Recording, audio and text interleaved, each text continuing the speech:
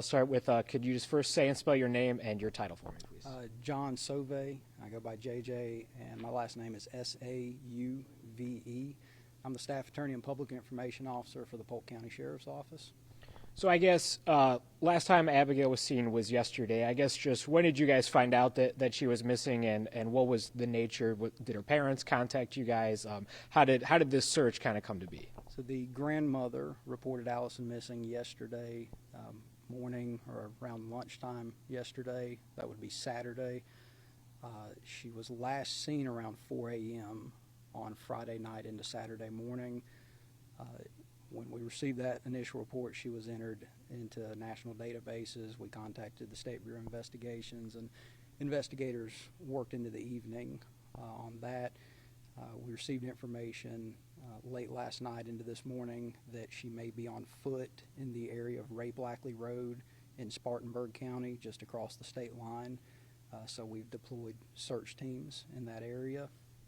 How did her uncle, David, correct? Yes. How did he get connected as somebody she could possibly with? Is this she left with him willingly, or do you think that this is more of a potentially a kidnapping situation? So as of right now, we don't have any information there was an actual abduction of Allison. David Henderson, the uncle, lives in the woods in the area where she was last believed to be, in that Ray Blackley Road area. He has not been seen. She has not been seen. Several family members reached out and said they thought that she may be with him, whether it be visiting. We don't know the nature of that relationship, but family members expressed concern, so we have to take that into account and assume that they are together. I know there's a couple of teams right now searching in different parts of Ray Blackley. I guess if you could talk about the different agencies involved in this effort, maybe how many people you guys have on the ground, and where exactly, and what it exactly means when you guys say that you're searching. So we've had I'd say between 50 and 60 personnel in the area today total. Members from Spartanburg County Sheriff's Office, Polk County Sheriff's Office, Spartanburg County Search and Rescue, and members from multiple fire departments in the area, including Green Creek, Tryon, Columbus, Saluda fire departments. As far as the searching, we break the area down into grids, and then the teams are assigned to specific geographic areas, and these are teams that are trained in search and rescue, so they break that area down and they assign out searches as needed. So I know David has a criminal history, a violent offender. How concerning is it for you guys knowing that she may be in his company, knowing his past, and the fact that there are several family members that have expressed concern about that they may be together right now? Yeah, so I mean, anytime an 11-year-old goes missing, whether it's a runaway or any circumstance, that's concerning. They're an 11-year-old child. The fact that she may be with a family member who does have a criminal past, it raises those stakes. It does cause concern. At this time, we don't have any information that anything has happened or that there's any type of pre-existing relationship between the two, just that they are family members, and they were last seen in the same area around the same time, we believe. Are there any distinguishing features of either Allison or David that if somebody driving around that area, Ray Blackley, or potentially a little further out, would help them identify either David or Allison as, hey, those are the people, as opposed to just maybe random people on the street? Yeah, we don't have any identifying information other than the pictures that we've shared with social media, and that was provided to us from the family. We've been trying to find any updated information, any updated pictures people may have of either of them. If people have that, they can reach out to us and we will update those, but the only information we have are the pictures that were provided by the family members. The people who live around Ray Blackley Road or maybe drive through it, are you asking for them to stay away right now? Are you asking for them to be on the lookout? What do you want, how can community members help, and what are you asking of the community right now? So we don't believe there's any danger to the community at this time. We've had several people reach out and ask, is there a danger? We don't believe there's a danger.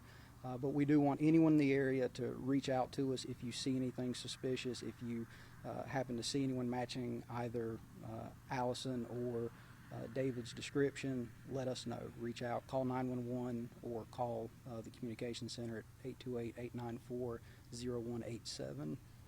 And I know you said that David lives kind of by that Ray Blackley Road area, correct? Does he have any other connections in the upstate or in Western North Carolina area where they could potentially be besides Ray Blackley Road, or is it right now kind of all the efforts are focused on that one area? Right now, the efforts are focused in that general area, kind of the upper Spartanburg County area. He's a longtime resident of the area. He is homeless at this time and was living in the woods in that area. And Allison has been in the Polk County area for at least 2 years now. So I know we were talking off camera, but just once again, the rest of the night, kind of walk me through, the plans for the search, what it's kind of depending on, and kind of where we go from here at 5:48. So we're monitoring, nightfall as well as the approaching rain, and we're going to assess the situation as those get closer. We're continuously assessing that. We have an incident management team comprised of all the agencies I talked about earlier that are working, around the clock, keeping track of all of that. And as the weather approaches and it gets darker, we'll reassess, and we may have to break operations and come back tomorrow. We may be able to do some operations into the evening. It's just going to depend on how things hold up for us. So I know that you said that there's no, not a pre-existing relationship between Allison and David. I guess is David, is there a family relationship? Does he see his family often, or is this something where it might be more of an estranged situation, or is that? We don't know the extent of the relationship, just that he has been reported as her biological uncle. I guess how's the family doing? I don't know if you guys have been speaking with them. I'm sure it's a very tough and stressful time for them. If you could give us any insight into how they're doing right now. Again, anytime an 11-year-old goes missing, everyone's concerned, upset, tensions run high.